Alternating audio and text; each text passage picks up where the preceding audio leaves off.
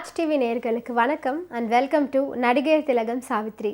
நம்ம நிகழ்ச்சியில் சாவித்ரி அவர்களுடைய திரை பயணத்தில் நடந்த பல சுவாரஸ்யமான விஷயங்கள் தான் பார்த்துட்ருக்கோம்.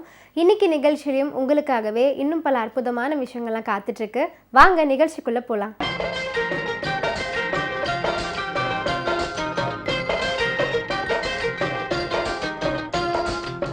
1962 பீம்சிங் இயக்கத்தில் ரங்காராவ், கண்ணாம்பா, நடிகர் திலகம் சிவாஜி கணேசன், தேவிகா, ஜெமினி கணேசன், சாவித்ரி, சந்திரகாந்தா, சந்திரபாபு, சுகுமாரி, இன்னும் பல அற்புதமான நடிகர்கள்லாம் நடித்த பந்தபாசம் திரைப்படம் ஒரு அருமையான குடும்ப சித்திரம்.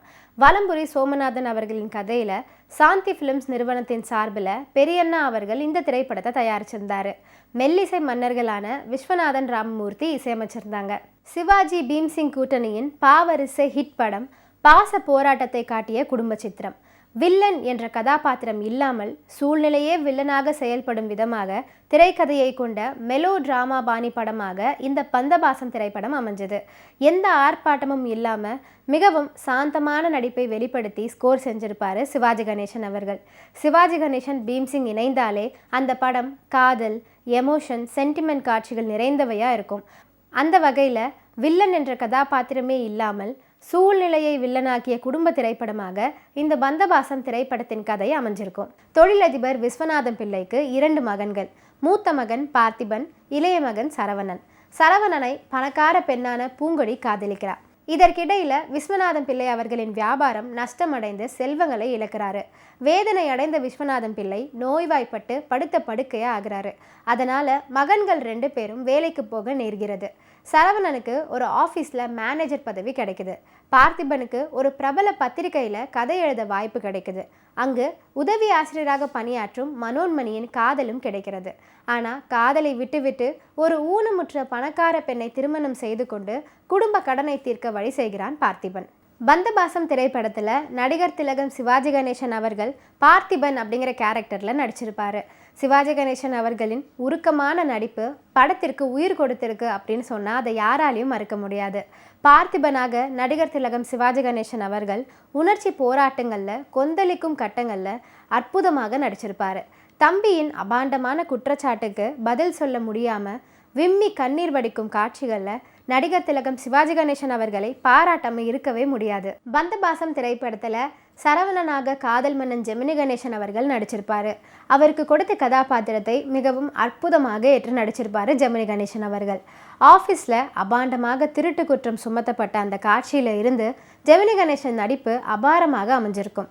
அண்ணனை சந்தேகப்படுவதும், வாய் திறக்காமல் மன போராட்டத்தில் தவிப்பதும் உருக்கமான காட்சிகளாக இந்த திரைப்படத்தில் அமைஞ்சிருக்கும். நடிகர் திலகம் சாவித்ரி அவர்கள் பூங்கொடி அப்படிங்கிற கதாபாத்திரத்தில் இந்த பந்தபாசம் திரைப்படத்தில் நடிச்சிருப்பாங்க. அவருக்கு கொடுக்கப்பட்ட கதாபாத்திரத்தை உணர்ந்து மிகவும் சிறப்பாக நடித்த பாராட்டுகளை பெற்றிருப்பார் சாவித்ரி அவர்கள். காதல் காட்சியிலும் காதலன் மீது சந்தேகம் ஏற்பட்டு உதறி தள்ளுவதும், கடைசியில் அந்த சந்தேகம் தீர்ந்து அவனையே மணந்து கொள்ளும் காட்சிகளையும் சாவித்ரியின் நடிப்பு பாராட்டும்படி அமைஞ்சிருக்கும். இந்த பந்தபாசம் திரைப்படத்தில் நடிகை தேவிகா மனோன்மணி அப்படிங்கிற கதாபாத்திரத்தில் நடிச்சிருப்பாங்க. அவருடைய நடிப்பும் படத்தில் பாராட்டும்படி அமைஞ்சிருக்கும். நகைச்சுவை நடிகர் சந்திரபாபுவின் நகைச்சுவையான நடிப்பு இந்த திரைப்படத்திற்கு மிகப்பெரிய பலம் அப்படின்னு தான் சொல்லணும். அவருடைய அங்க அசைவுகளும் முகபாவங்களும் பல காட்சிகளில் பிரமாதமாக அமைஞ்சிருக்கும். இந்த பந்தபாசம் திரைப்படத்திற்காக மாயவநாதன் அவர்கள் எழுதிய அற்புதமான பாடல் தான் இதழ் மொட்டு விரிந்திட என்று தொடங்கும் பாடல். இந்த பாடலை பி ஸ்ரீனிவாஸ் மற்றும் பி சுசிலா இருவரும் இணைந்து பாடியிருப்பாங்க. பாடல் காட்சியில் ஜெமினி கணேசன் அவர்களும் சாவித்ரி அவர்களும் நடிச்சிருப்பாங்க. இந்த பாடல் வரிகளின் சிறப்பு என்ன அப்படின்னு பார்த்தீங்கன்னா, தமிழில் தகரத்தையும் தகரத்தையும் அடுத்தடுத்து சொல்ல அடுக்குகளாக்கி இருப்பார் கவிஞர் மாயவநாதன் அவர்கள். இதமான காதல் பாடல் எப்படி இருக்க வேண்டும் என்பதற்கு இந்த பாடலுடைய வரிகள், இந்த பாடலுடைய காட்சி, கலைஞர்கள், இது எல்லாமே ஒரு சிறந்த உதாரணம் அப்படின்னு சொன்னால் அதை யாராலையும் மறுக்க முடியாது. இந்த பாடலுடைய சுச்சுவேஷன் எப்படி இருக்குன்னு பார்த்தீங்கன்னா, காதலன் காதலியை சந்திக்க போகிறான், ஆனால் நேரத்துக்கு வரலை. அதனால் கோபம் அடைந்த காதலி. அப்புறம் அந்த கோபம் கொஞ்சம் கொஞ்சமாக ஊடலாக மாறி காதலாக மாறுது. இப்படி ஒரு அழகான சுச்சுவேஷனுக்கு மாயவநாதன் அவர்களுடைய வரிகள் இன்னும் மெருகூட்டியிருக்கு அப்படின்னே சொல்லலாம். இந்த பாடல் கேட்பதற்கும் பார்ப்பதற்கும் ரொம்ப இனிமையான பாடலாக இந்த திரைப்படத்தில் இடம் பிடிச்சிருக்கு. பாடலை பாடும் 2 பாடகர்களுக்கும் தாய்மொழி தமிழ் இல்லை என்றாலும் அவர்களின் அர்ப்பணிப்பை பாடல் முழுவதிலும் நம்மால உணர முடியும். இன்னைக்கு நம்ம நடிகர் திலகம் சாவித்திரி நிகழ்ச்சியில பல சுவாரஸ்யமான விஷயங்கள்லாம் சொன்னேன். இதெல்லாம் கேட்டு ரசிச்சிருப்பீங்கன்னு நினைக்கிறேன். இந்த நிகழ்ச்சியை தொடர்ந்து பாருங்க. நன்றி, வணக்கம்.